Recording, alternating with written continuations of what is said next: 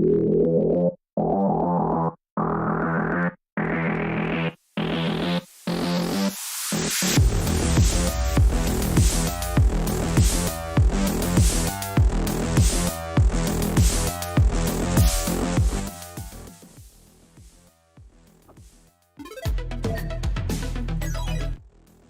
good morning, ladies and gentlemen. We are back on this beautiful Tuesday morning. You're also watching the Deload with Draven Steel. Paul, on the other hand, is not here right now. He's he's actually doing his job and doing a great job of defending this country and doing what he does best, working for Homeland Security. Where me, you're stuck with me because I have the face and the body for radio. So this is pretty much what you got to deal with. But going forward today, we are going to have an amazing show because the biggest thing about that, and the whole point of us starting again, is to highlight athletes and highlight members in the strength community that I believe have an amazing story, have gone out there and, just basically given stuff back just as much as they've gotten out of it, and just inspire people along the way. So without further ado, I'm going to go ahead and introduce you to a good friend of mine, and we're going to take a deep dive into his story, his journey, what he's done. And in my opinion, he's one of the, if not the strongest person here in Tucson, Arizona. Of course, I'm talking about our very own Vinny Clarin. Hello, sir. Yo, what's up? What's going on, man? Thanks for having me. Oh, it's been a long time coming, has it not? It has, but we finally made it happen. Yeah. So, if you're wondering, who Vinny is, he's one of the Be Strong Powerlifting coach. It's the first place where I've met him. He was just this kind of sarcastic, goofy, yet professional individual in the gym. And at first, he probably thought I was just a big goon because he didn't give me the time of day. And then he realized, what I was trying to do in the community. And I think it was when I started training for my first competition. Correct me if I'm wrong. Is when we started shifting to the friend dynamic. Would you say it's pretty close? I would say it's pretty close, for the most part, to myself, unless I know you in the gym personally. Try to get things done. And you come in here with this camera and just like flashing it in everybody's face. I'm just like, who the hell is this guy? And so like when you first started doing your meet, you had some questions, and naturally, I was there to answer them. The coolest memory I had with Vinny, which is really actually for me, as far as I can remember, hopefully with my memory, is when I was going to work on my squat one night, and I was training with Matt, and we got to about 440, and we were doing 2 reps, and then we threw, I think it was 475. We did for an extra rep, did 2 reps, and then Matt looked at me and said, "You just want to do 500?" I was like, "Well, I've never done that before. Like, that's just something I don't know if I'm even ready for that." And I remember you were walking out the door. I mean, you had your bag in hand, you say goodbye to everybody, and I pretty much kind of ramped you and said, "Hey, man, I got a question for you. I'm about ready to go to do 500. First time ever. I've never attempted this weight. I was wondering if you could take a second spot." I remember you threw your back down, and your exact words were, "Yes, let's fucking go." And you were just like focused. It was just, I don't know. I saw that because you were absolutely excited about it, and you wanted me to succeed. And that was one of the biggest things that meant a lot to me. Moving forward with how we became friends after that, at least in my opinion. Totally, yeah. I can kind of relate to, what that kind of feels like, doing something that you've never done. You might be kind of nervous, and you're the one that approached me for the help, and I can, being that I can relate, I was definitely willing to offer the hand. Yeah, and like I said before, Vinny is a powerlifting coach at Be Strong Powerlifting, and in my opinion, he's one of the best. Pretty much all of your athletes you've trained, I mean, the PRs that they hit are almost probably double, or sometimes the first time they're hitting PRs, I mean, you're getting good numbers. I mean, we're talking like, over 500 pounds for some of the lifts, and for bench, I mean, some of you guys even have gotten the close to 400s. So for starting out wise and trying to get into it, obviously it's based on weight and whatnot. I mean, you are very, very, I'll say methodic coach, but you take a lot of interest in somebody that's showing you that they want to learn, they want to get better, and they want to have the best chance of going to competition and coming home with a medal. That says a lot about you. Yeah, there is a lot of energy that goes into it. Absolutely. Sure. So let me go ahead and tell us about him. So Vinny, go ahead and tell us about yourself. So basically, who are you? Well, I'm Vinny. I've been powerlifting since the end of 2013, so that's almost crap. That's like almost 10 years. So like 9 years this year. And my first meet was in Idaho. For anyone who doesn't know where Idaho is, it's part of the Northwest. Would you say? Kind of, sort of. I think the state of something that is the Northwest. Yes. That is the Northwest, yeah. So yeah, I was in the Air Force and I was stationed up there, and I did my first meet up there. My very first meet, if you want to get into that experience, I was a 198 pound lifter. I think I weighed in a little bit less than that too. And there was a guy that was there, and everybody was like, when he walked in, everyone was like, oh, like that was like the guy, I guess. The he was in the same weight class as me, and I had no idea who this guy was, but he just so happened to be. If any of you guys are familiar, his name was Jesse Norris, and at the time he was the pound for pound strongest power lifter in the world, I believe, and it was crazy. That was my first meet. Um, I went on to, I think I squatted 400, and then I bench pressed maybe 245, and then I deadlifted 545, and that was the very first meet that Jesse had totaled 2000. So that was like a pretty. Not only was it a very It's huge. important day for me, yeah. Not only was it a very important day for me, it was also very inspiring, and that's kind of like what kept me going. I wanted to come back and do better after every single meet. What's some of the things that Jesse told you? Like oh, you said he was there and you saw him there, so apparently you guys had to have an interaction of some type. What was the interaction like, or basically how that sparked your interest into pursuing this more? Actually, we even to this day we've never had a transaction or a Oh, really? conversation. Oh, okay. Yeah, yeah. I mean, I wasn't going to go out of my way to talk to him. I was just kind of there to do my thing. So basically, you just saw him total 2,000 pounds. You're like, I want to do that. That looks amazing. Yeah, I mean, at the time I didn't know that was like Human the weight being possible. loaded onto the bar. It was my first meet. I didn't know like things like that were possible. Yeah. Uh, What were your numbers again at that meet? uh, the total was 1195. Like I said, I squatted 5, and then I bench pressed like somewhere low in the twos, and then I deadlifted 545.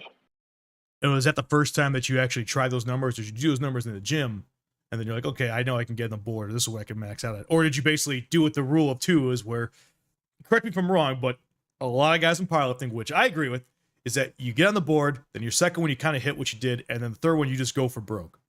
Is that kind of what you did uh, there? Or? those were numbers I had never done before. Definitely, to a competition standard. I did have a coach, a guy that kind of ran the club. Shout out, Coach Wes, Coach Beach up in Idaho.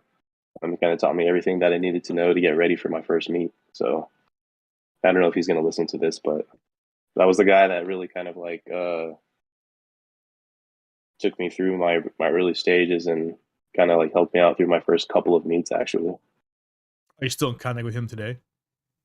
Every so often, Uh, he's a firefighter up there in Idaho, so oh, awesome. uh, and he still runs the club and coaches powerlifting. But every once in a while we'll chat, maybe a Now, for text those, message here and there. yeah, and that's the best thing about it is that somebody that like impacted your life, you might not talk to them every single day, but when you do, it's just really cool to get like a text message or interaction again with them because that shows hey they meant a lot to you. I mean look at you right now. I mean he did pretty much make you to some certain extent of what you're doing and what you're pursuing as not only your passion right now but as a career. Yeah. Sure, yeah, it was that time was a catalyst in my powerlifting tenure. Now, for those that are watching, Vinny used a term. He said, you said what? Competition was the term Standard. you used. Competition standard. Now, pretty much, I'm gonna explain what I believe that means, and Vinny will correct me if I'm wrong. But pretty much, competition standard is you see a lot of guys and girls that will go and hit PRs in the gym. So it's like, oh yeah, I did this, I did that. You know, I squatted this, da da da da. But for it to really count for a competition standard is that you've got to be judged by at least 3 people, and you're on the platform. I mean, it's just you and the weight, and the judges are watching you, and they got their little clicker, and basically they're going to say whether it was a good lift or was not a good lift. So you got to pretty much make at least 2 of those 3 say that, hey, this went to depth, he did all the right movements, and it was the correct form for this weight to count. Is that pretty much what the competition standard lift is? Yeah, and for in layman's terms, pretty much each federation has their own rule book, and they have their disqualifications for what you would deem a good lift.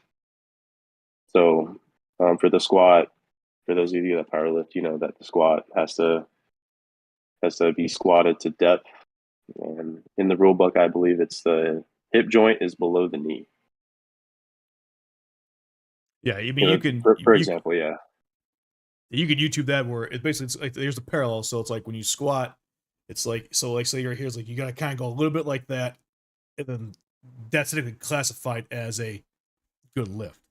Where some people they kind of go or they go right above it where they don't break that plane of parallelness. You know, and then some people say like, oh, the knees gotta be like in front or your butt's gonna be behind, and there's a whole bunch of different organizations that have their own ways to do it. But pretty much you just gotta go with a little bit below parallel and then come back up, and that's how you get squat. Because people will sit there and do, oh, I did 500 pounds, but if you ain't squatting the parallel, at least, yes, you moved it, but it's not counted in competition.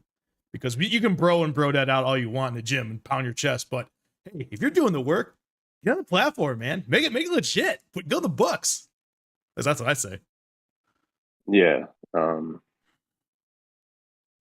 Pretty much, yeah. That's you said it. Yeah. Perfectly. Yeah. So, and one thing, you were talking about, Coach West. He was an inspiration, and he kind of drove you to this.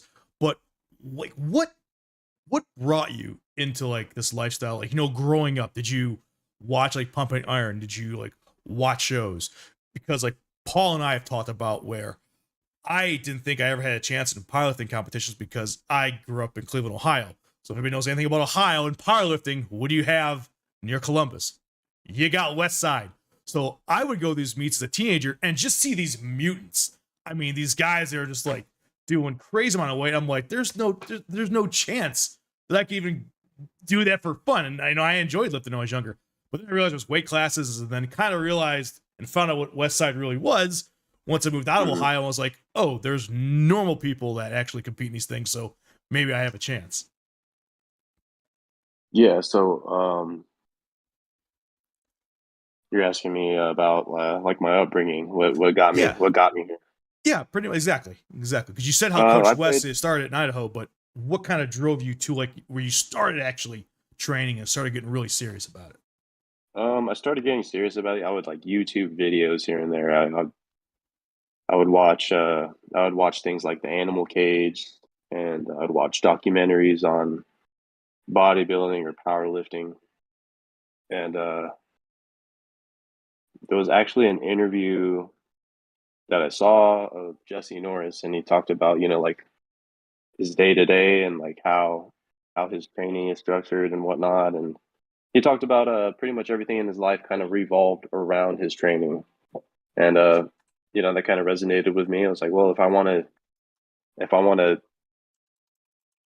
match or beat my goal, then I kind of need to like follow the same thing. But even long before that, I was an athlete my entire life. I played football when I was younger, and I played men's league rugby for a little bit. So I kind of like treated myself like an athlete my entire life, like 16 and up. So nothing before you were 16 years old, pretty much. No, I played like little league football, like middle school. Like, and I get the big questions always going to be asked since you said you played football and you played rugby. What did you enjoy more, or is it two completely different aspects of how it works?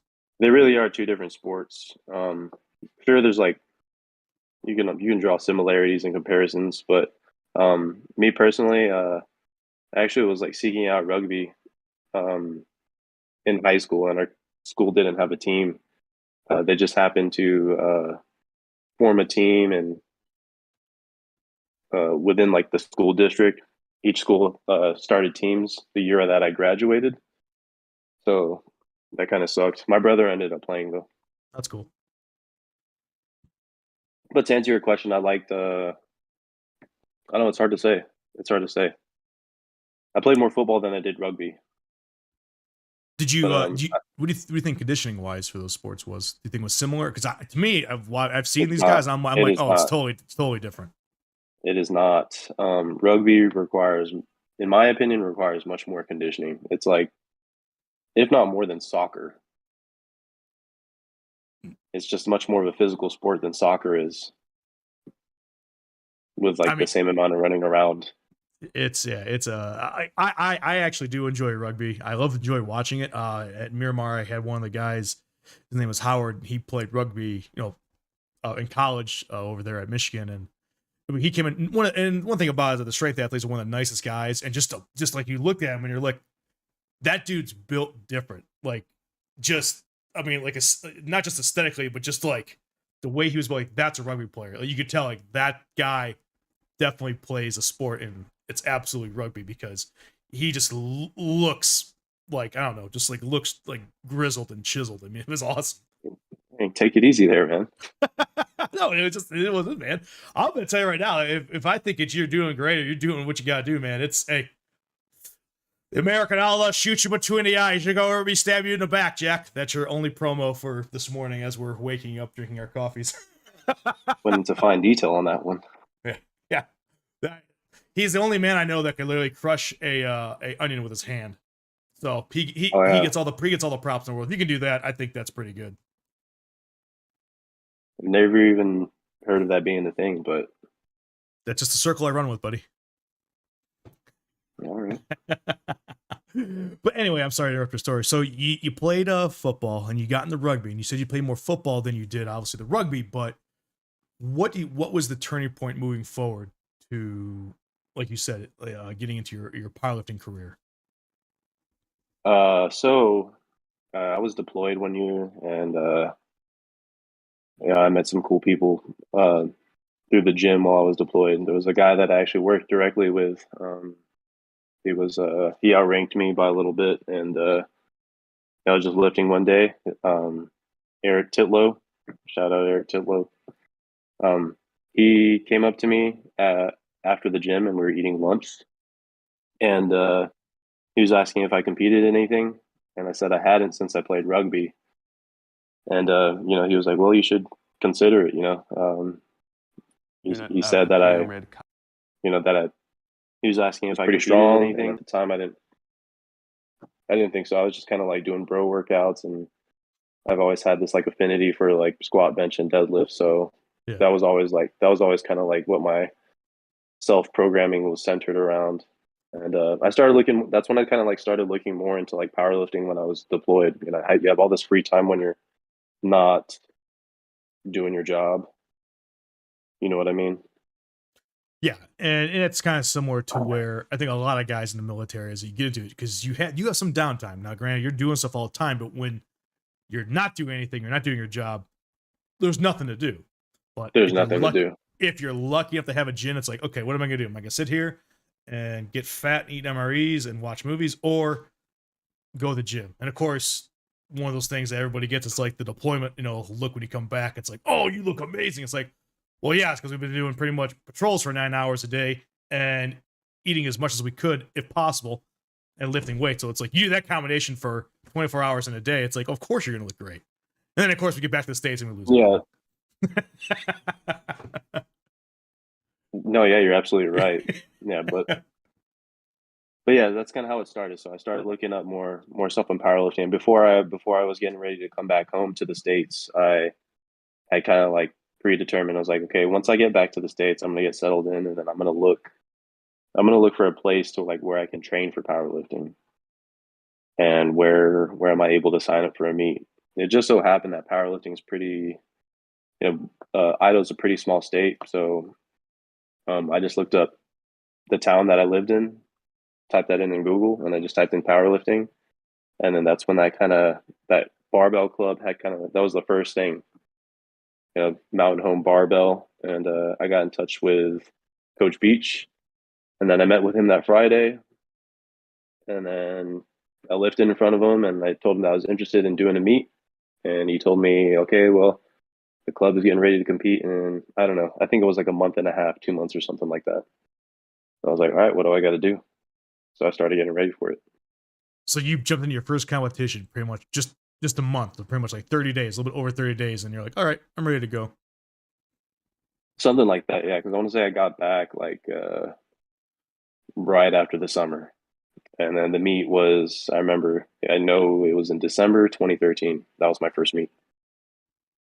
Now, you being a coach, if somebody was like, hey, I want to do a competition, you're like, okay, we can start training. They're like, yeah, but I want to do it in 30 days. Would you say that's something that you encourage, or you have to kind of justify that type of person? Because I mean, sometimes people do, they just jump in the fire and to see what happens. But then sometimes I've noticed people that try to jump into something too quick, they don't have a good experience, and it kind of shuts them out from trying to progress. Because I think the biggest thing with this sport especially, and the reason why we do what we do is because you train for like maybe 6 months, 8 months, sometimes a year, for probably about 5 minutes or 45 seconds of actually platform time to showcase your 3 lifts or whatever lifts you're going to do.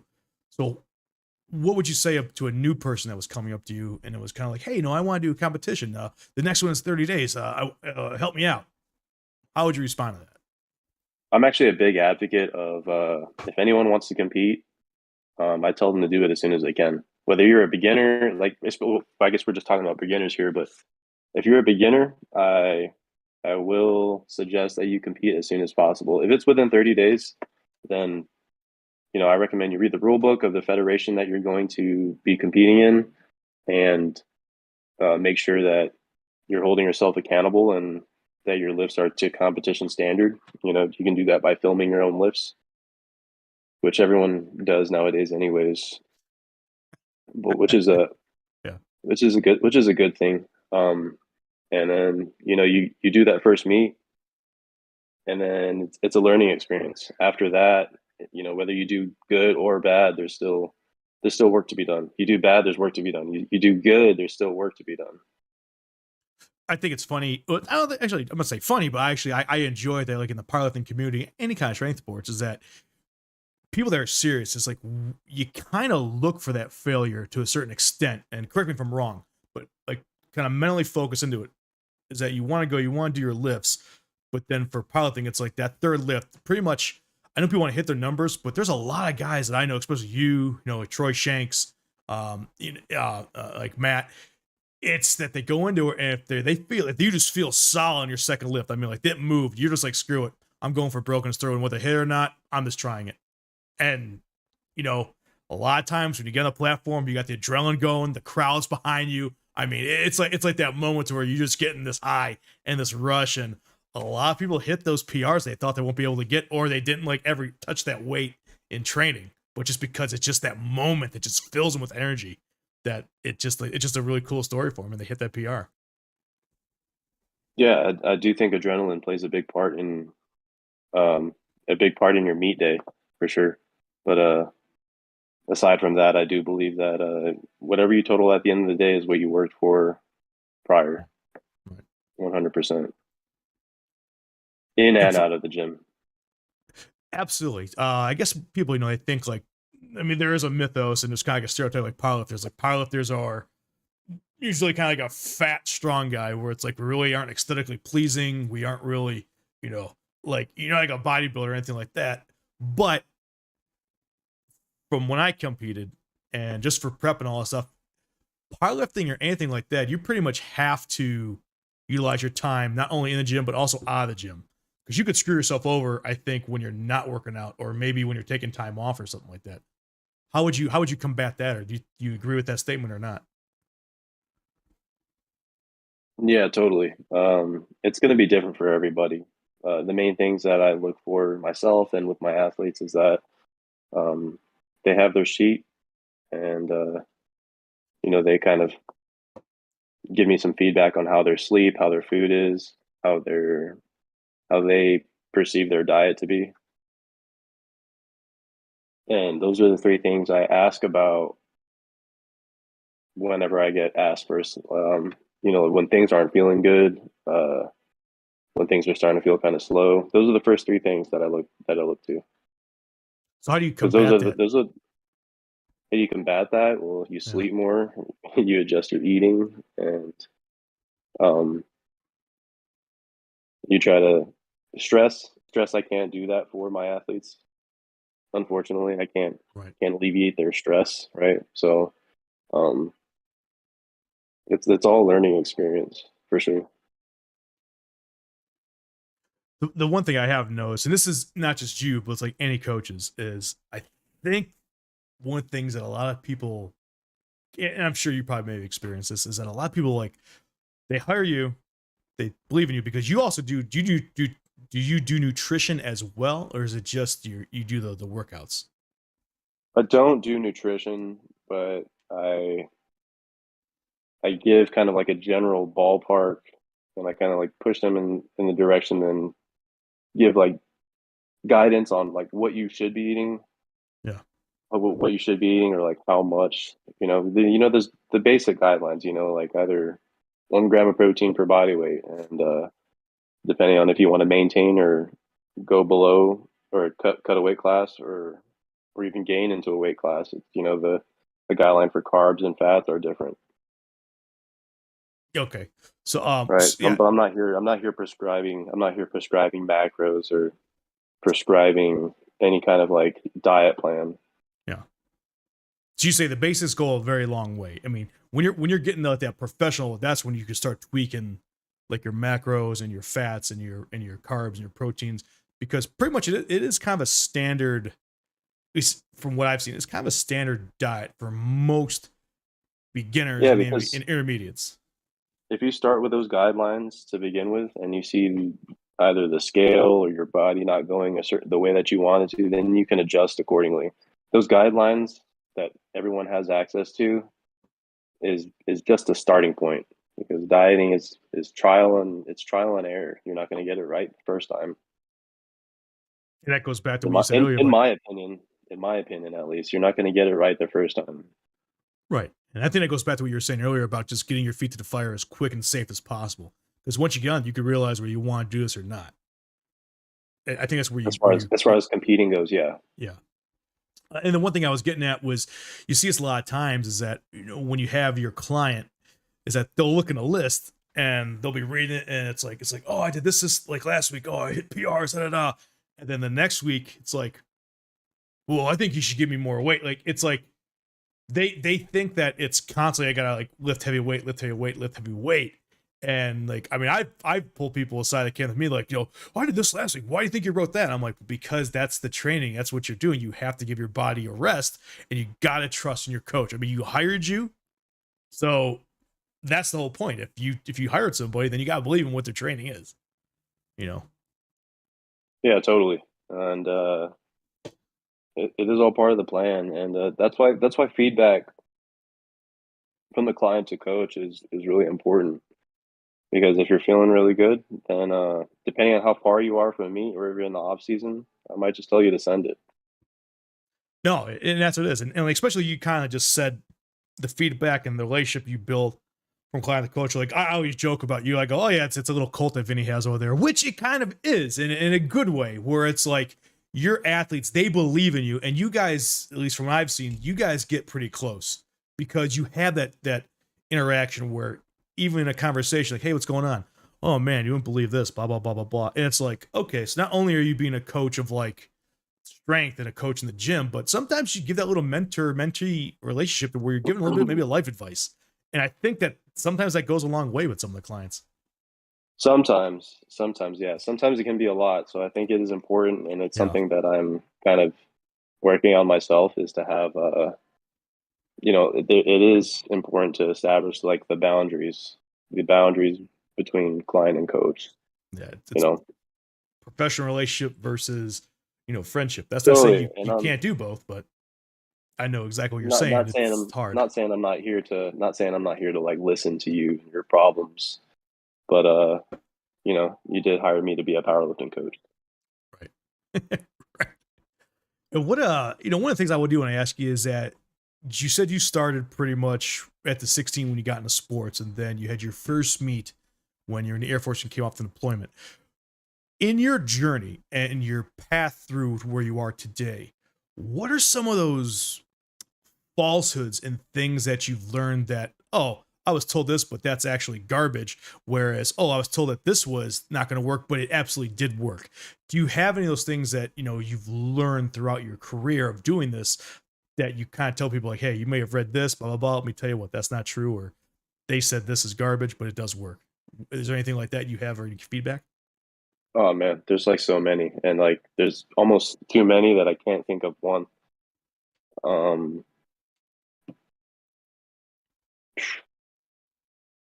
yeah, so typically like especially here in like the local circuit of powerlifting, I guess you would say, you have like these beginner to intermediate, maybe even intermediate lifters that want to cut weight for a meet, for a local meet, and Okay. it should be everyone should know that. I feel like everybody should know this by now because it is talked about a lot that cutting weight for a powerlifting meet, like or any kind of strength related event, does it does nothing for your performance. It can either do nothing or it can make you perform worse during your competition. And it's not to me, it's not worth it unless there is money at stake and you need to cut down to a weight class or you're breaking a world record. You know, even a national record. You can you can debate that, and definitely a state record. I guess you could debate that, but is it really worth it to cut down to a weight class just to say that you're the strongest person at this gym on that day, or do you want? I don't know. I don't know. It never really made sense to me why people would want to be cutting weight for a local meet and why people try to marry these weight classes instead of just getting stronger. No, and I think we're on the same page because even like in high school, because I wrestled and you see these these I'll say kids, we all were. It's like, they're like trying to cut like 10 pounds within a week. I'm going, if you ain't there, like, that's something like you do like going into the season. Like you should try and reach the weight you're gonna be at before you start. I mean, that's just the point of it is. And like I said, I'm not professional or anything like that, but we had CG on here last time, and like I said, he almost didn't make his weight class. And like you said, he's going to be professional. His money's on stake. He's trying to set world records. So like that's a different aspect. But even he said, he goes, "Oh, I hated chasing it, like trying to lose like 2 pounds a day of the show. It's just mentally draining and also physically draining as well." And for me, the best results in any kind of sport that I've done where you had to be in a weight class is pretty much going into it. So maybe like your third month before the meet's going to happen, you kind of know what you got to start doing, because trying to drop like 10 pounds within a week, I think that's ridiculous. And pretty much if you can hydrate and be full by the time you get there, it's just less stress, your body's recovered, and it's just ready to go. Where you didn't like put on some unnecessary kind of a training to where you had to lose all your gusto before you get on the platform. Yeah, you can. I mean, I feel like this topic can be talked about a lot. It's one thing to try and like maintain within a weight class year round. It's another thing to try and cut 15, 10 pounds or 2.5 to 5% of your body weight for a meet um, a month away from your meet. Those are two totally different things. Right. Like as an athlete, if you feel like this is the weight class that you want to be lifting in and to be competitive in, then it's your responsibility to make sure you're taking the steps necessary to maintain that year round. and to be within arm's reach of that weight, that body weight year round. And do you feel that? Go ahead. If that makes any sense. No, and I feel the same exact way. And what I was going to ask you is, now you'll get into aspects. Say you got a client, or say you got somebody that you're coaching, and they're training maybe 2, 3, maybe 4 years, and then they're naturally going to get bigger. I mean, in theory, you're naturally going to get stronger, especially if you're starting to get those numbers up. So when someone goes, "Oh man, I don't know if I can stay in this weight class, I'm gonna try and stop eating as much food because I want to drop down weight," but it's like, no, you just put on 20 pounds of muscle. Like, you are eventually going to move out of that weight class, at least at an amateur level, not professional, but at least at an amateur level, like you say, your local meets and all that. How would you talk to the client or somebody that kind of brings that up, where you're trying to basically explain to them that that's a normal progression? Or do you agree or not agree with that statement? Look, bottom line is, if it happens with a lot of my clients, especially the ones that first come to me, they end up getting bigger just because they're training the way that they're supposed to, and they're doing something consistently, is what I'm saying. Right. They're doing something consistently. They're doing the same thing over and over. There's less variables. And just by them being on the program and doing something consistent, the body changes with that. They might have, I have clients that tell me they didn't necessarily change the way they were eating. They just got bigger because they were consistently training. But I guess to answer your question is, I'm a big proponent for an athlete going into a meet as strong and to feel as good as they possibly can. And just cutting weight does nothing for those two things. Right. Like you said earlier, you think it actually hinders you sometimes for performance. Yeah, cutting weight's a no. Stay where you're at. Stay where you're at and compete at the weight that you're at. Well, what I'm going to do right now is that I'm going to pull up, since we're talking about competitions now, you've been personally invited, as far as I know, to at least 2 competitions in the past 2 years on a professional level, correct? I have one of those. I did one, the first, there was 2021. I did a meet in Miami at the Hybrid Gym, and that was my best meet to date. And then the following year, I got invited to the Ghost Clash, also in Miami. You want to explain what pretty much those are to people that maybe never heard of that? Yeah, the Ghost Clash is just it was the very first meet. I guess Go Strong Gym opened up in Miami that year, and Alex, the owner, was putting on the meet, and I guess they pulled my Wilks or my dots from open powerlifting from the hybrid meet, and they determined that I was good enough to get personally invited, and I accepted. And I think so they had a 2-day meet. Saturday they had what they would call open day or amateur day, and then everyone that got a personal invite lifted on Sunday. How did you get invited to the hybrid showdown first before you went to Ghost? Like, how did that come about? Like I said, I didn't get invited to hybrid. I kind of Okay, I actually just registered for that one on my own. gotcha. Gotcha. But I mean, there were some serious lifters at that first one, especially and at Ghost as well. But I mean, it was. I got some footage here. I'm going to throw it up here in a second for video. You're on the squat bar, but what would you say those two compared to maybe your local or some of the other powerlifting meets that you've been to? Was there a different kind of atmosphere, or how did you feel personally and mentally about it? The atmosphere, I would say, there's not much of a difference, to be honest with you, other than that there's these other lifters that are the other of the best lifters in the country are in the same gym as you, and you're competing against them. You're literally the only difference is that is the amount of how would I say it? The level of experience is the only difference. I get you. I'm going to pull up a video real quick. Unfortunately, Vinny won't be able to hear it, but you, the viewers, you'll be able to hear it and you'll be able to see it. So this is you. I believe it's your third attempt on your squat. You want to go ahead and walk us through, because this was at the hybrid showdown that you did the first competition before you did the ghost competition, of basically what was going through your head, you know, when you were getting on the platform for this. Well, I'm going to back up even before that. That entire prep, I wasn't sure exactly where I wanted to end up as far as totals and what I wanted my numbers to be. I did have a better idea of where I wanted to realistically end up. And I knew that I wanted a total 1,900 or more. And, you know, I did my first attempt. That felt pretty easy. I think it was like 650 was my opening attempt. And then my second attempt was somewhere around like 722. And I was like, all right, if I want to reach my goal for the day, then I think I would have to squat something like 744 or higher.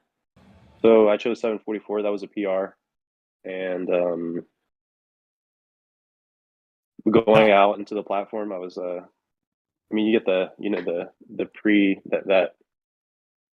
walk onto the platform. It's kind of, you got the nerves going, and I don't know, it sounds kind of like, I feel like a lot of people say this, it's like very very dramatic and cinematic, if you will, but like, you know, It is. The It crowd is. I mean, crowd it is. the crowd kind of like silences, and you don't really pay attention to that. You just know you're going up there to squat, and you squatted 9 million times before you're going up for this squat. So you just got to do the same thing. I mean, like, I love it, and maybe just because it's me, and I know me, I like the whole cinematic, you know, charismatic, like let's go and do this moment where it's like you're walking up there, and then all of a sudden it just kind of like, it just shuts out. Like you can tell that they're going nuts, and they're getting behind you, but it's just you and the bar. I mean, you almost get this tunnel vision where it's like you said, I've done this 1,000 times. There's no difference, just that now you're doing this for real, and you just, you know, in the back of your mind, you want to hit this, not only for you, but yeah, for the crowd too, because they're supporting you as well. And it's I don't know, it's a really cool, surreal experience. That's why I personally, and I know you always said, to get out there and just try one competition, because man, it's a rush, dude. It's a rush, in my opinion. It can be, yeah. And there are people that don't react to it too well, but you don't know that until you try it. This next video I have, I'm gonna throw up here. Can you give me 2 seconds before we move on? Sure. I'll be right back. Sorry, man. That's all right. So the second lift we're gonna have here is that we're gonna have Vinny doing his bench press. So let me go ahead and throw this up here. Now, as you can see, you know, during this, if you've never seen powerlifting before, so usually during a bench press, you got 3 judges on the outsides. You can have a lift off, which is what they'll do, and then you have your 2 spars on both sides in case you can't get the weight up. So, I mean, there he goes. He goes up. He brings it off, comes down, presses. Now, it kind of looked like he kind of paused a little bit. Well, that's because for this is that you have to pause. You got to wait for him to pretty much say rack it. Now, when Vinny comes back, I'm going to explain or ask him. Sometimes you go to meets where they don't give you that command. So, for doing the commands in training is just as important as doing the commands for knowing what kind of federation you're going into. If that made any sense, maybe I confused you a little bit. But when he comes back, I definitely want to ask him about that. And then his last lift, which is my favorite, because it just looks like he doubled in size, is his deadlift. So let me show this real quick. I mean, deadlift's, in my opinion, one of the easiest lifts. Not easy compared to weight and whatnot, because it should be the most amount of weight. But it's just, you grip it and rip it. You're just going up there, you're pulling. So there's that walk he's talking about. Those big old stonk legs and him squeezing into whatever size singlet that is. Small. Absolutely covered. Small, absolutely. And covered in chalk.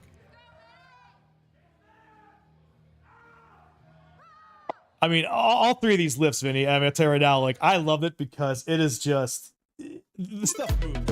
You didn't really have any kind of pause. You didn't have any kind of, like, maybe a little bit of stutter, but dude, you moved that weight. And what I was talking to the fans and people that are watching at home is commands.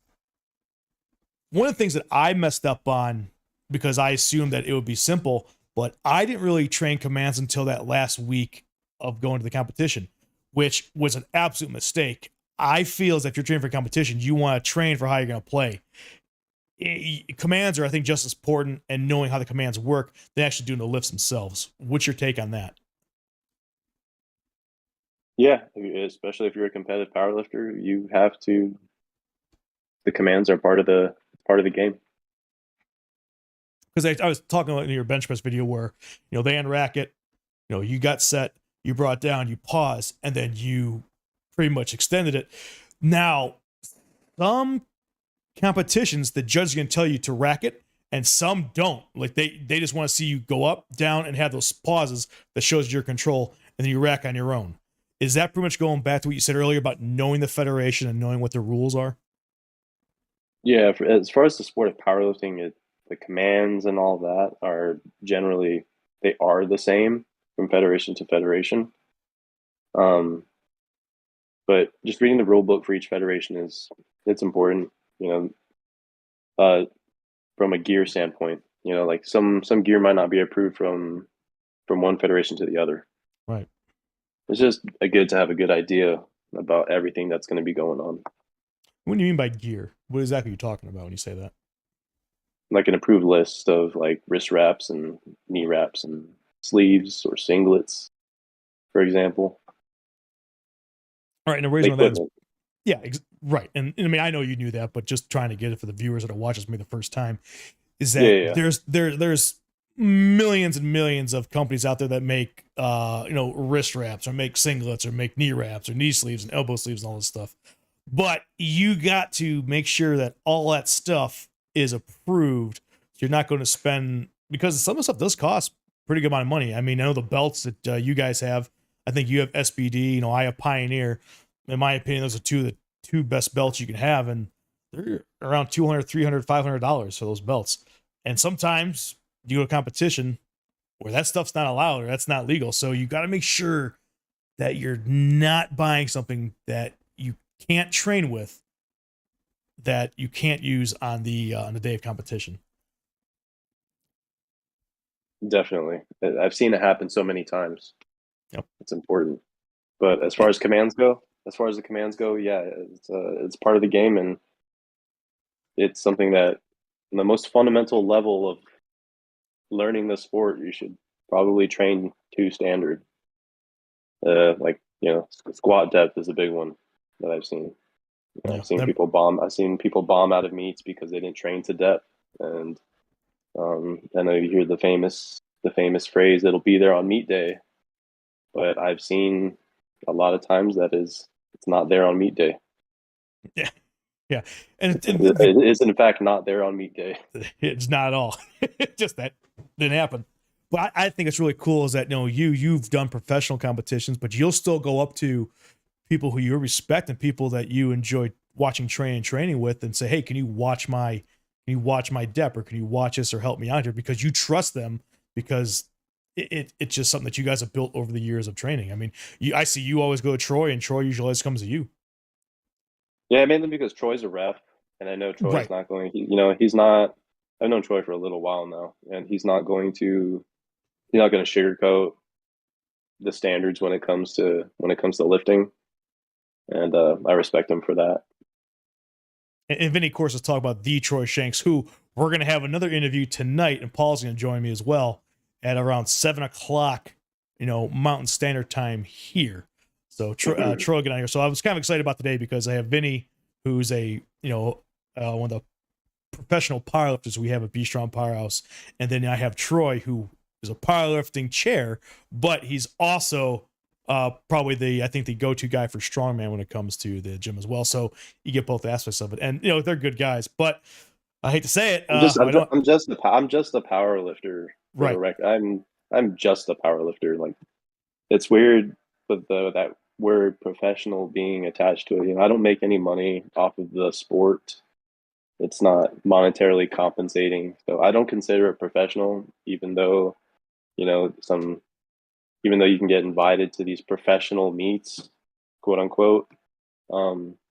It's weird. When you think professional, you think of like, oh, professional football player, professional basketball player, multi-million-dollar contracts, and Right. that's not a part of the sport of powerlifting right now. No, but the professional atmosphere that we talk about, and Paul says the same thing, is that you go into it, you're serious about it, you want to succeed, and you want your clients to succeed. So the way you approach it is a professional attitude where it's like, hey, you're here to do this, let's do this. Exactly. Yes, and like I said, it's all one giant family here, ladies and gentlemen. I mean, with the strength community, whether it's bodybuilding, powerlifting, or strongman, it's just a really cool dynamic, like I said, here in Southern Arizona that I've seen just in the past 5 years of being down here and meeting, individuals like Vinny, that have helped me. Like, he didn't know me, just gone through. I've shown that I'm actually involved in it. I want to succeed at it. I'm taking it serious. And then when you show that aspect, I think it opens the door for anybody that can help you out, or you can train with anybody. Maybe at least I in my actually didn't opinion. really like you. I I'm know sorry you. to cut you off. I actually didn't really like you when I first met you. I was I know like, you did. dude, can you please get this fucking camera out of my face? It's like, who the fuck are you, man? I'm just doing my job, Vinny. I'm the press. Can't shut us out. Okay. But no, Yeah, that's a serious thing. I think that once you saw that, like what I was trying to do, then you start learning about what I was trying to build. It's like this guy isn't a giant douchebag. He actually has a goal in mind. he's just kind of a douchebag. Just kind of douchebag sometimes. Well, 80% of the time, usually. But Yeah. but moving forward, one of the things I want to ask you is, and I'm going to ask it, and you could answer it or not, but I try to ask everybody this, especially because we've all been there, we've all sacrificed a few things. But having a relationship or being with somebody, how does that affect your training? How do you combat that?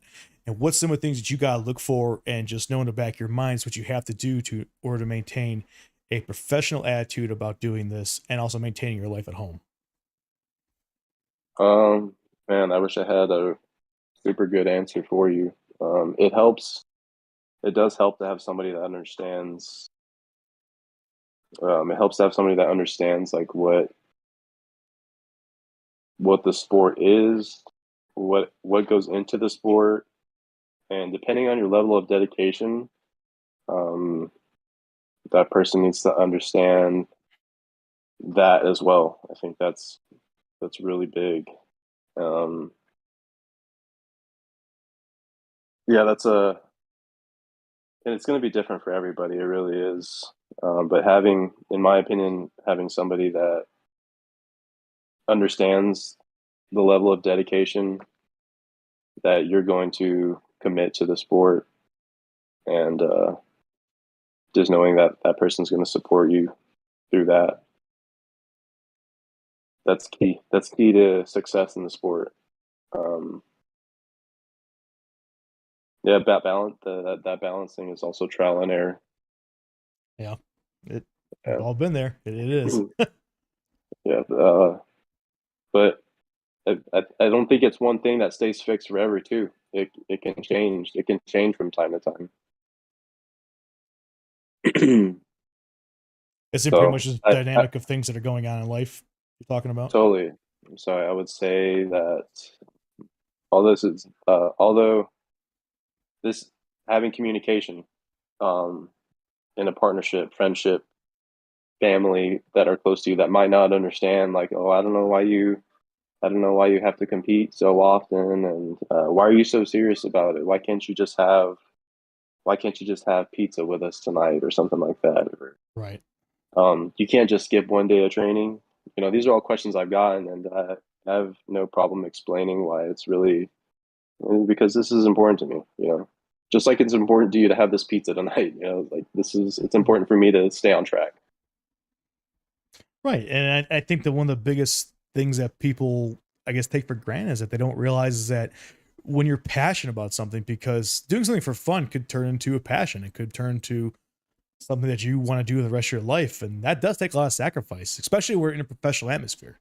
Whereas people that like don't go to the gym or don't have a comprehension of what you're trying to do for your sport, is that they may take things that sometimes offensive, or sometimes it's like, oh, well, you're putting that before me. It's like, it's not putting it before you, it's just a juggling act for you going to two, I'll say very high level competitions. You got to pretty much focus that in different ways if you're just going to a local show. Maybe some people can disagree with me on that, but that's just the way it is. When you start going into like a tier 1 or an S tier class, you got to turn it on. I mean, it's just that simple. Like, that's got to be your focus. You pretty much do your life, and then when it's time to train, you're training. And training is 24/7. And you can do both. Both are attainable. Yeah. But, but yeah. Yeah, I mean, it's just a question I like to ask because like we've all been, hell, I've been engaged 5 times, been married 3 times, and this is where we are right now. So it's like, but a lot of it is the gym that people, a lot of them didn't understand why I would spend so much time in the gym. For me, it's also not because I love it, but it's also a mental release as well. Like if I'm having problems or I'm going someplace that like I don't want to be, I'll head to the gym. And I mean, there's times you can pull up security cameras. I'm walking in the gym 1 o'clock, 2 o'clock in the morning, just because it's just one of those places that I feel safe. And it's just an element there that allows you to mentally get through things. You know, if you're angry, you're sad, whatever you're doing, you start lifting weights, you can channel that and use that to not only overcome your problem, but also to better yourself in the same process. I agree with you. I agree with you to a certain extent there. The gym does help with relieving stress, but I don't want, to me, it's to not be confused with therapy, like actual therapy. Right. You know, Right. the gym is a coping mechanism. But if you got some things going on, then you know, Yeah. talk to somebody. It's one of the healthier coping mechanisms, I guess you could say. It is one of the healthier. There are worse things to do out there for sure. Yeah. So let's see. Just getting back on track real quick. I know we asked a lot of things. So what do you got going on like right now? Like where's this path taking you? So you did the two shows, and now you got the second half of 2022. So where is Vinny Clarin going from here, or where do you see yourself going with this sport? Currently, right now, I don't have any meets planned. I'm not even sure when when that would change. You know, when I would consider competing again. It could be the end of the year. It could be the middle of next year. Excuse me. It could be a couple of years from now. But right now, my priority is I have some things that I want to take care of first, and I'm currently in school to be a licensed massage therapist, and I'm still coaching my athletes at the same time. But I enrolled into this program because I wanted to be able to help my athletes even further. You know, that's, I can say I do that for a living. I coach my athletes and I help fix them. Oh, You know, that would be my job. right. And that's hands down. I mean, when I was going through my issues, especially when I had my stroke, I we're coming to the gym and or coming into the physical therapy, and you know, you were one of the people obviously that worked with me before and seeing that. And no, it's something like, you know, no matter what, it's you're still in that atmosphere because massage and PT, we all get hurt, things happen, and that's just as important as getting into the gym. You know, that's how you overcome those adversities. And seeing you like with the clients, you know, it's again, it's just a professional atmosphere you have in all aspects, whether they're training for competition or just in general functionality of just fitness. You do take it serious, and it is really cool to see how you interact with them. Thank you, man. I appreciate that. I do invest a lot of energy into what I do. Oh, of course. So one of the questions I do want to ask, you may have kind of hit it before, but just again, in a little bit different way, what are some of the mistakes that you've made along the way? That if you can go back now, I mean, we all have regrets, but obviously you are where you are, and we live in the moment. But what's some things you wish you would have done differently? You know, coming up that maybe you can reach out and tell people that are looking into getting into this and then moving forward for their future in it. Um, and directly related to competition, I wouldn't have cut weight as often as I did in the beginning. And I think it's important, starting out, it's important to have the guidance, to have good guidance. Um, Maybe you might not know where to look for that, but look to somebody who knows more than you. even as like an intermediate or an expert, or you know, at the elite level, you know, always continue to look to someone and listen to someone who knows more than you do. Remain coachable, remain coachable, and that can take you a long way.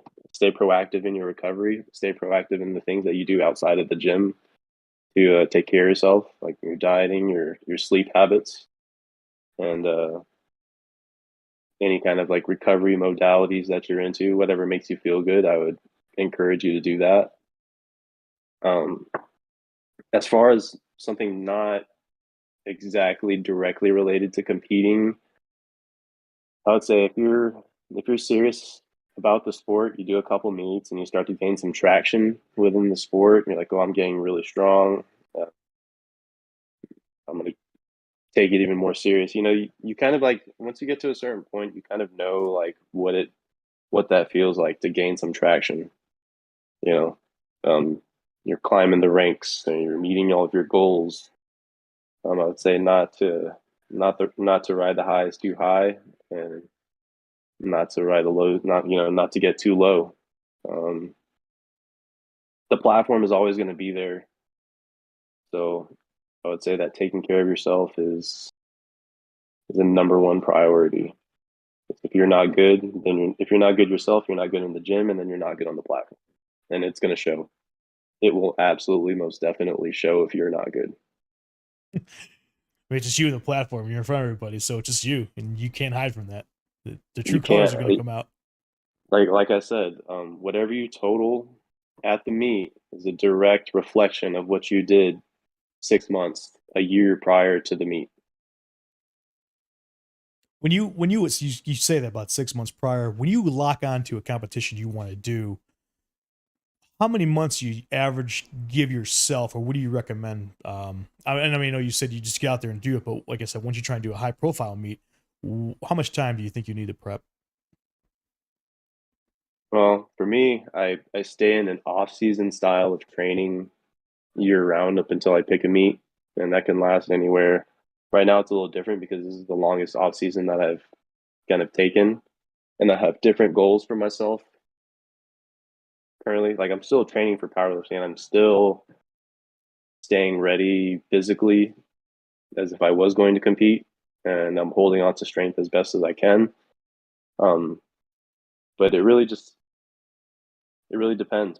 Uh, I guess if you've picked a meet and you're in a position to start prepping for it, this is why it's important to like kind of have a coach to kind of like be able to construct your program and carry you through different phases of training properly. It really just depends on the time. You can get ready for a meet in as little as 2 months if you wanted to. Okay.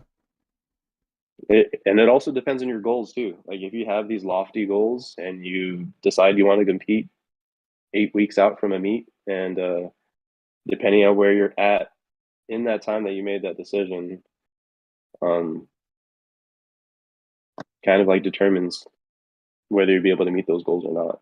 Like, have you stayed physically prepared in the time prior to making that decision, or are you kind of slacking? And your goals have to kind of like match what you've done prior, if that makes any sense. Yeah, it's basically kind of like realistic goals you're saying. Yeah, Yeah. be realistic. Be realistic. That's going to be different for everybody else too. One of the things you talked about earlier, I kind of wanted to ask you a question about it, was when you're like you're doing these competitions and you're on the highs and sometimes you hit the lows. What do you do for what we call burnout, and how do you kind of maintain that you don't get burned out, or if you do get burned out, how do you prep yourself, or how do you mentally prepare yourself to come back from burnout with yourself and the clients you've worked with?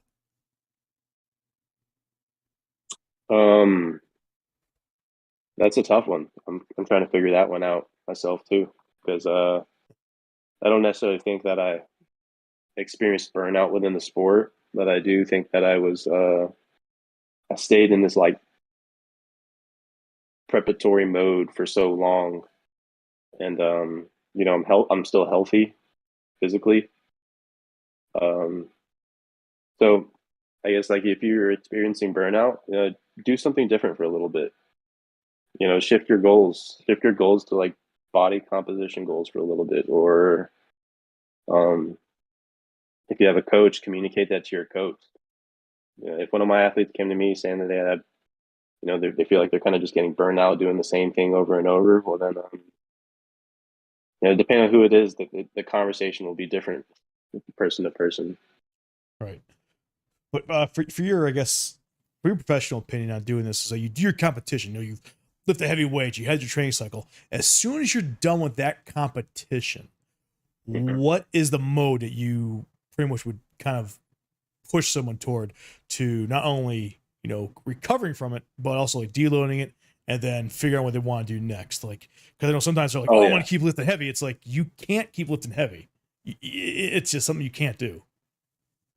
yeah. I mean,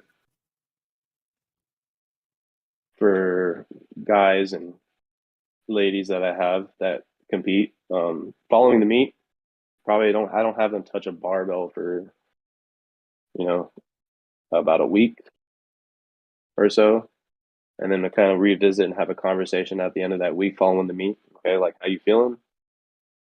And then I'm already prior to all of that, I've already taken notes on things that need to be worked on after the meet that they just competed in, and then so that's what dictates their program, their off season program. And I want to be clear that the total is made in the off season. The total is made in the off season. It's not what you do the 12 weeks that you just started prepping for this meet that you decided on. It's the total's made in the time prior to that. No, and that's exactly what it is, because it's like you said, the hard work is going to pay off, and when you're on the platform, you're going to tell if you put in enough work or if you didn't put in enough work when you get in those numbers at the very end of the day. One thing I'm going to bring up real quick, and I just want to hear your opinion on it. And again, it is a topic because it is a sport. Obviously, I'm a West Side fan. I've been to their competitions when I was in Ohio, and they were big into like this prison kind of style, and PEDs and stuff like that. Performance enhancing drugs and whatnot. Where do you see your opinion is, or in the culture? Because it is out there. But one of the things that I don't like is if I'm working out in the gym, whether it's at Vasa or any kind of gym or someplace I go to, is that you'll have like an 18-year-old kid. They'll be like, "Man, I want to get strong. Like, do you recommend going to any kind of gear or anything like that?" And it's like, dude, you're 18 years old. That's not even a thing. Like, what are you trying to do to yourself? Like, to me, it's it's something that is a factor when it comes to a certain level. But I mean, people starting out, especially when they're in their teens, shouldn't even be touch that stuff. So going into these meets, you do have tested and untested. Is there a difference between that you see in a tested meat compared to untested meat? Yeah. Yeah, I mean, Yes.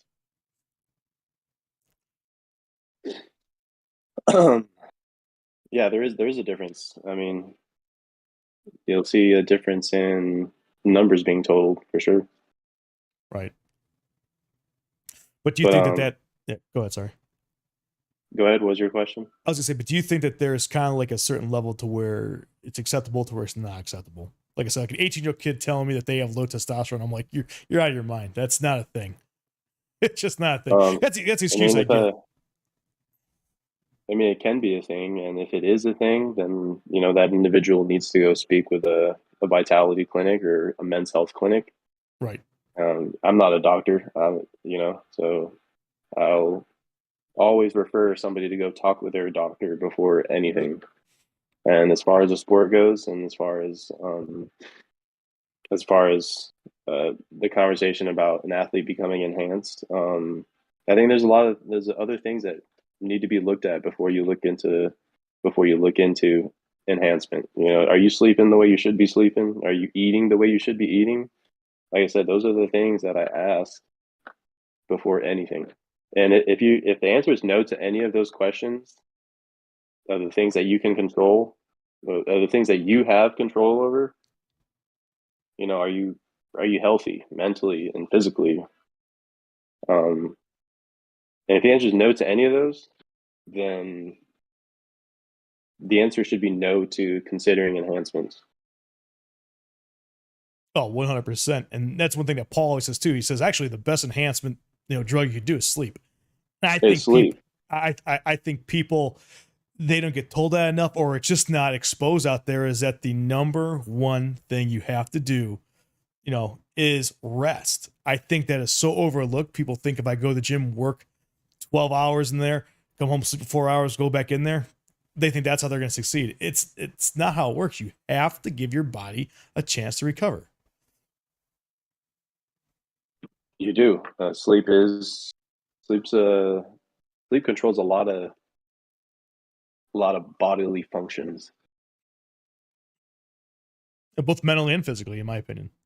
mentally and physically. Yes, it's what restores your body. Exactly. So we've been chatting for a little over an hour here on the podcast. Vinny, is there anything else that you want to go ahead and talk about, or anything you want to, this is your time. Anything you want to tell about your story? Dude, we covered a lot in an hour. I think Yeah. I don't have anything else powerlifting related or anything about myself that I feel like, unless you have any other questions for me, I think we covered a lot. So Oh, yeah. Did you enjoy yourself here today? It's fine. We've been trying to do this for how many years now? yeah, a little while, man. A little while. Life gets busy sometimes. What's the best way for people to reach out to you if they want to ask you questions, hire you as a coach, or just to watch, all your content that you're putting out there? Oh, well, I'm not huge on content creation. I'll post something every once in a while, or if I feel like it's of any kind of importance. But you can find me on Instagram at Vinny Clarin. Uh, and if you have inquiries about coaching, or you just have you want to ask me any questions or whatever, you can shoot me a message. And again, that coaching, ladies and gentlemen, isn't in person. You also do online coaching as well, because of what technology we have today. You see all the time is that a lot of people out there, they're not just taking pictures for bravado or for their own clout. Is just that maybe they're recording a set, or they're recording a rep to send to their coach, which he can then analyze, tell you what you got to do, improve it to make it better, keep going forward with the way we can send video and pictures and all that. I do have some remote athletes. I usually don't take on beginners, but we can square all that away if someone is interested in remote. I have a questionnaire for you guys. You have a questionnaire for the athletes that they got to For fill out the before you take them on? yeah, for the remote, just because, like, it's prefer to have somebody who kind of has an idea of what's going on. Right. Someone like a little bit more with more experience is what I'm saying. There's nothing wrong with that. I think that's Yeah, actually very smart. there's a certain amount. I believe that, like, for your coaching to be effective, there does need to be like a certain amount of like hands on or like face to face to kind of understand things a little bit better. And Right. for some people, remote coaching is not a good fit for them. Nope. So like me personally, anything I do like for school wise and for any kind of stuff for coaching in the gym, whatnot, I'm more of a, hey, show me how to do it, interact with me, and I'm perform better.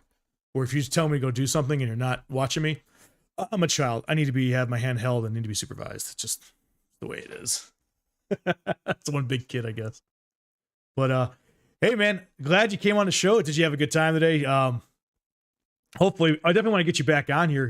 Maybe in a few months, or actually when you started getting ready for competition, we'll have to kind of like talk about, hey, this is what we got going on now, and then talking to you now out of competition, where maybe talking to you maybe a couple months before, a month before your competition. I think it'll be interesting for people to see that and see how you are, just basically talking about yourself and just how you go about, your daily plans and whatnot. Definitely, man. Yeah, it was a good time. I appreciate you having me on. Like you Absolutely, were brother. saying, it's been a long time coming, but we'll get back together and we'll get on here again. We'll catch up. We'll catch up on another time. Absolutely. So, ladies and gentlemen, hey, we're going to sign off right now. Hopefully, you learned a lot. Again, this is Vinny Clarin. Get him on Instagram. He's one of the coaches over there at Be Strong Powerhouse. He's taking a break from competition right now to work on his next profession of being a massage therapist, and definitely one of the most knowledgeable persons I've ever talked to when it comes to any kind of strength sports, and especially powerlifting. So until next time, we're going to be having the Troy Shanks on here later on today at around 7 o'clock p.m. so you can get another coach from Be Strong Powerhouse. So until then, it's Valor and Venom and the American Outlaws signing off. Y'all take care. Have a great day.